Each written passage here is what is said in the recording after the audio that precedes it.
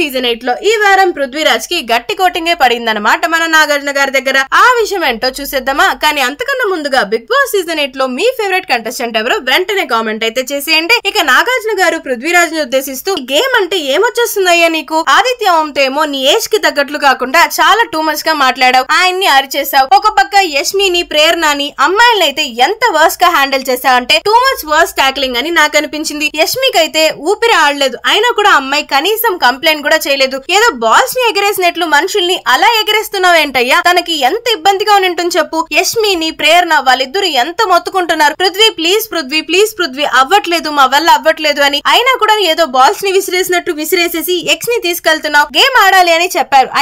I completely agree to your point Prithvi, but ఎలా ఆడుతున్నాం అనేది కంప్లీట్లీ ఇంపార్టెంట్ కదా. మరి ఒక సైకో లాగా ఒక ఉన్మాది లాగా ఆడొద్దు గేమ్ అంటే. ప్రతిసారి కూడా ఎంత రాంగ్ టాకిల్ చేసావు, నీ బిహేవియర్ గేమ్స్ లో అస్సలు బాగుండట్లేదు. అండ్ అలానే నబిల్ వచ్చేసి ఏదో ఒక డిస్కషన్ జరుగుతుంటే వెంటనే నువ్వు వెళ్లి అరిచేయడం సోనియా కోసం, అది ఎంతవరకు కరెక్ట్ అంటావయ్యా? నీ కోసం నువ్వు ఆడవయ్యా గేమ్, ఎవరో కోసం కాదు అన్నట్లుగా చెప్తుంటే పృథ్వీ వచ్చేసి సార్ నేను ఇంటెన్షనల్ గా చేయలేదు సార్, గేమ్ లో మా టీం గెలవాలనేసి ఏదో నా వంతు ఎఫర్ట్స్ పెట్టాను సార్ అంతే. అండ్ నబిల్ వచ్చేసి సోనియాని కావాలనే అరుస్తుంటే నేను జస్ట్ వెళ్ళి సపోర్ట్ చేశాను సార్ అంటే ఏంటి సపోర్ట్ అయ్యా? ఇక్కడ ఈ ఇద్దరు అమ్మాయిలకి సపోర్ట్ చేయని నీ సపోర్ట్ ఓన్లీ సోనియా కోసం సపోర్ట్ అయితే ఎలా చేస్తావయ్యా? అక్కడ తను అమ్మాయే వీళ్ళు అమ్మాయిలే కదా, వాళ్ళు ఎంత సఫర్ అయ్యారు నీ వల్ల. ఇప్పుడు వాళ్ళు ఉమెన్ కార్డ్ యూజ్ చేస్తుంటే నిజంగానే ఈ వారం నువ్వు రెడ్ కార్డ్ యూజ్ చేసి బయటికి వెళ్లిపోయి ఉండేవాడివి. అయినా కూడా వాళ్ళిద్దరు ఏం కంప్లైంట్ చేయలేదు.